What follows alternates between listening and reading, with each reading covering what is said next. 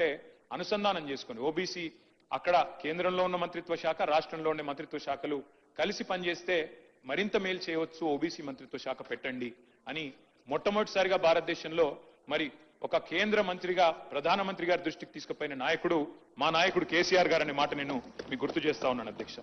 అట్లాగే అధ్యక్ష పార్టీ పెట్టిన కొత్తలోనే బీసీ పాలసీ తెచ్చి కొంత మరి మా పార్టీ విధానాల్లోనే బీసీ పాలసీ అంటూ తీసుకొచ్చింది కూడా ఆనాడు టీఆర్ఎస్ అధ్యక్ష.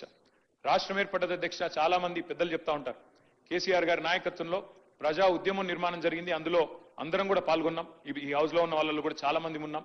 అందులో భాగంగానే ఆనాడు పార్టీలకు అతీతంగా పోరాడితే అల్టిమేట్ గా తెలంగాణ సిద్ధించింది.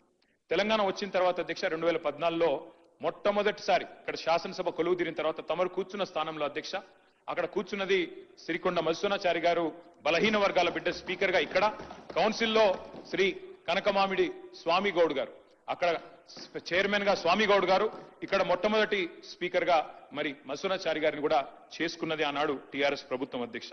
అట్లాగే ఫస్ట్ టైం అధ్యక్ష చరిత్రలో, ఉమ్మడి ఆంధ్రప్రదేశ్ చరిత్రలో, ఇందాక పాయల్ శంకర్ గారు మాట్లాడుతూ అన్నారు అడ్వకేట్ జనరల్ ఎన్నడూ కాలేదు అని, దాన్ని కూడా మార్చి తిరగరాసి మొట్టమొదటి అడ్వకేట్ జనరల్ బలహీన వర్గాల బిడ్డను చేసింది కూడా కేసీఆర్ గారి ప్రభుత్వం.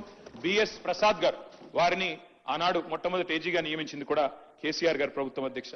ఇందాక కొంతమంది మిత్రులు మాట్లాడితే ఇంకేదో అన్నారు, నేను దాని జోలికి ఎక్కువ పోను కానీ ఇవాళ కూడా మా పార్టీకి 3 ప్రోటోకాల్ పొజిషన్లు ఉన్నాయి సార్ రాష్ట్రంలో.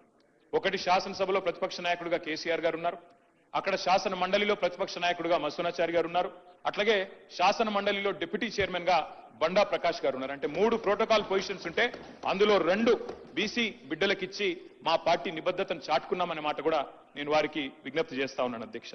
అట్లాగే అధ్యక్ష మా ప్రభుత్వం ఉన్నప్పుడు చట్టసభల్లో మేము 2 సార్లు తీర్మానం చేశాం అధ్యక్ష. ఇక్కడ శాసనసభలో అక్కడ శాసన మండలిలో 2 తీర్మానాలు చేసి పంపించినాం ఏకగ్రీవంగా. ఆ రోజు కాంగ్రెస్ పార్టీ కూడా మాకు మద్దతు పలికింది. శ్రీధర్ బాబు గారు, బట్టి విక్రమార్క గారు ఆనాడు ఇక్కడ ఉన్నారు, వారు మద్దతు పలికినారు అధ్యక్ష.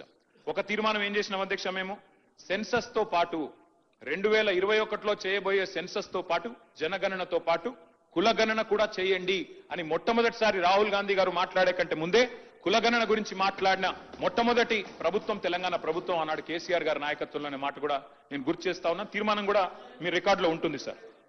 జాతీయ స్థాయిలో చేయాలని చెప్పాము, తర్వాత ఏం చేసామో కూడా చెప్తాను సార్.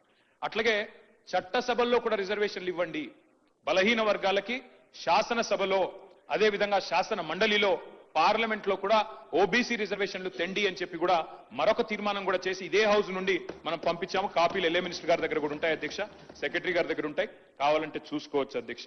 అట్లాగే ఆనాడు ఇప్పుడు పెద్దలు మంత్రి గారు మాట్లాడుతూ ఒక మాట అన్నారు అధ్యక్ష, సీలింగ్ పెట్టారు అని. అధ్యక్ష నేను దయచేసి నేను ఇది రాజకీయం కోసం మాట్లాడలేదు, కానీ కొన్ని విషయాలు ఎందుకంటే తప్పుదో పట్టించకూడదు అధ్యక్ష, ప్రజల్ని కానీ సభ్యుల్ని కానీ తప్పుదో పట్టించకూడదు. ఆ రోజు కమలాకర్ గారు కొంత మాట మాత్రంగా చెప్పే ప్రయత్నం చేసినారు. ఆ రోజు కాంగ్రెస్ ప్రభుత్వం ఆనాడు ఉమ్మడి ఆంధ్రప్రదేశ్ లో ఉన్నప్పుడు, కిరణ్ కుమార్ రెడ్డి గారు ముఖ్యమంత్రిగా ఉన్నప్పుడు, ఆ రోజు ఈ చట్టం ఏదైతే ఉందో ఉమ్మడి ఆంధ్రప్రదేశ్ లో పంచాయతీరాజ్ చట్టం కానీ మున్సిపల్ చట్టం కానీ వారు తెచ్చారు అధ్యక్ష. సుప్రీంకోర్టులో ఏం జరిగింది అధ్యక్ష, ఇంతకీ సుప్రీంకోర్టు 2010లో ధర్మాసనం అంటే కాన్స్టిట్యూషనల్ బెంచ్ సరిగా దానికి మించిన బెంచ్ భారతదేశంలో ఇది లేదు. రాజ్యాంగ ధర్మాసనం ఆ రోజు ఒక తీర్పు ఇచ్చింది అధ్యక్ష, 50% సీలింగ్. ఇది కేసీఆర్ గారో తెలంగాణ ప్రభుత్వమో బీఆర్ఎస్ పార్టీయో పెట్టింది కాదు అధ్యక్ష. ఈ సీలింగ్ పెట్టింది సుప్రీంకోర్టులోని రాజ్యాంగ ధర్మాసనం. దాన్ని అతిక్రమించే అధికారం ఈ దేశంలో ఏ ప్రభుత్వానికి లేదు, కేంద్ర ప్రభుత్వానికి లేదు, రాష్ట్ర ప్రభుత్వానికి కూడా లేదు. ఉన్న ఒకే ఒక్క మార్గం అధ్యక్ష, ఒకే ఒక్క మార్గం, మనం పార్లమెంట్ లో అవసరమైతే రాజ్యాంగ సవరణ చేసి 2 పార్టీలు కనుక అనుకుంటే, ఇవాళ మెజారిటీ ఉన్నది బీజేపీకి, అక్కడ ప్రతిపక్షంలో ఉన్నది కాంగ్రెస్ పార్టీ. మాకైతే లోక్సభలో సభ్యులు లేరు, రాజ్యసభలో 4 సభ్యులు ఉన్నారు మాకు. కానీ ఇవాళ కావాలనుకుంటే బీసీలకు నిజంగా న్యాయం చేయాలి అనుకుంటే పరిధి అసెంబ్లీ కాదు అధ్యక్ష. ఇక్కడ మనం ఎంతసేపు మనం ఇక్కడ మాట్లాడినా, ఎంత గట్టిగా మాట్లాడినా, ఒకరి మీద ఒకరు ఎన్ని పంచులేసుకున్నా, పొలిటికల్ డైలాగులు కొట్టినా, నిజంగా న్యాయం జరగాలంటే మాత్రం పార్లమెంటులో రాజ్యాంగ సవరణ ద్వారా మాత్రమే, 9th షెడ్యూల్లో చేర్చడం ద్వారా మాత్రమే ఇది పరిష్కారం అయితే తప్ప వేరే మార్గం లేదు అధ్యక్ష. ఇది వాస్తవం. ఇది ముఖ్యమంత్రి గారికి తెలియదు, కేబినెట్ లో ఉండే మంత్రులకు తెలియదని నేను అనుకోను అధ్యక్ష, వారికి కూడా తెలుసు. కానీ వారు పాపం వారు ఇరుక్కొని పోయినారు అధ్యక్ష. నేను వేరే ఉద్దేశంతో చెప్పట్లేదు. మీరేమనుకున్నారు అధ్యక్ష, బీసీ డిక్లరేషన్ పెట్టినారు అధ్యక్ష కామారెడ్డిలో. పెట్టినప్పుడు పాపం వారు ఏం చెప్పాలి, నిజాన్ని చెప్పడం, మేము కేంద్రంలో కూడా అధికారంలోకి వస్తే ఈ రకంగా చేస్తామని చెప్పి ఉండాలి. కానీ ఆదరబాదరగా ఏం చెప్పినారు, 6 నెలల్లోనే 42% రిజర్వేషన్ ఇచ్చేస్తాం అని చెప్పారు అధ్యక్ష. చెప్పిన తర్వాత ఇక్కడ బీసీ సమాజం నుంచి ఒత్తిడి పెరిగినాక ఏం చేయాలి అధ్యక్ష? మరి ఏదో చేసినట్టు ఉండాలని చెప్పి ఇది 4వ ప్రయత్నం. మాకు ఆశ్చర్యంగా ఉంది అధ్యక్ష, ఎందుకంటే చాలా ఆశ్చర్యంగా అనిపిస్తా ఉంది. ఇదే ప్రభుత్వం చెప్పింది అధ్యక్ష.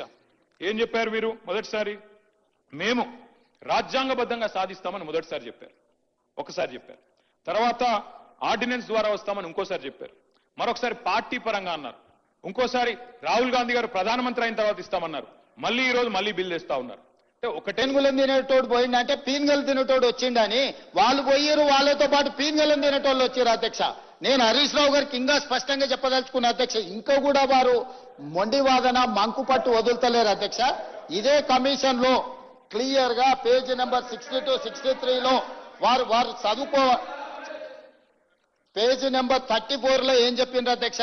నేను వారికి చదివి వినిపించదలుచుకున్నా. The reason that there is no availability of water at Tummidihette, the construction of barrage is shifted from Tummidihette to Medigadda does not appear to be sincere and honest.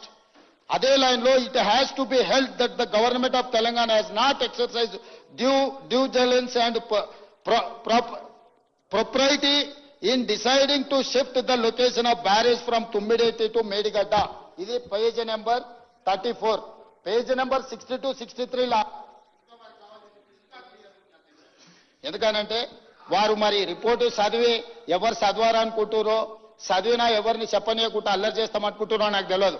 Page number 64లో clear గా 63, 64లో 63లో అధ్యక్ష, it is abundantly clear that the government has not considered the report of experts committee consisted under GORT number 28 dated 21/2015.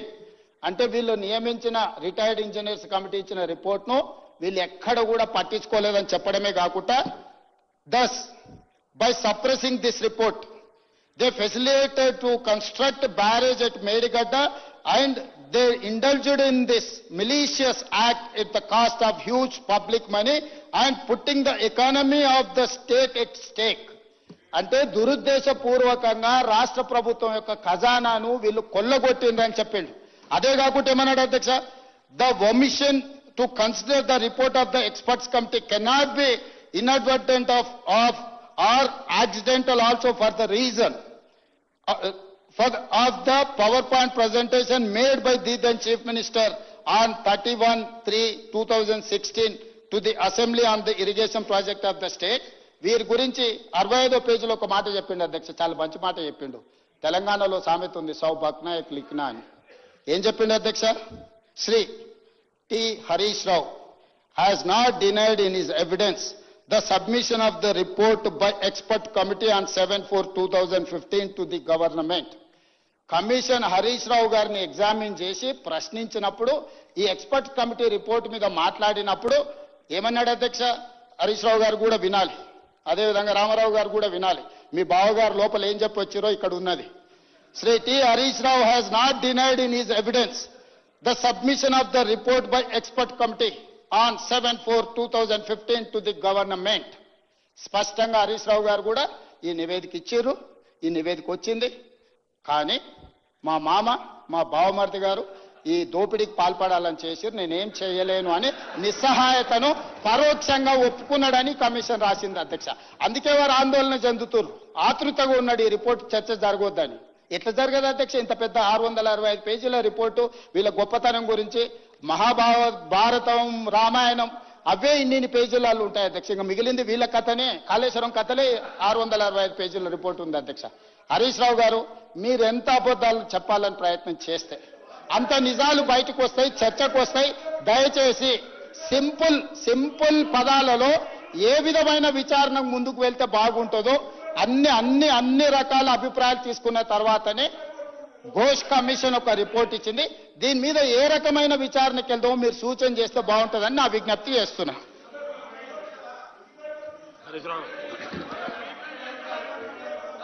Speaker sir